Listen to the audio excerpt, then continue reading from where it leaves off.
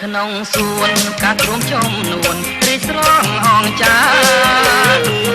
តើស្រងជីវ៉ាអូនប្រាថ្នាបុប្ផាអ្វីដែរប្រាប់មកនួនអងរៀមបងបែកជូនមេ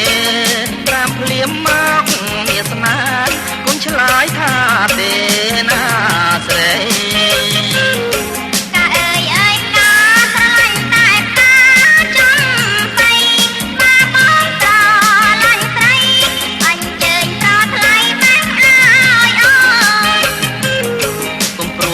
ឲ្យសងមិនថ្មីចាំប្រងបេះជូននួនល្អ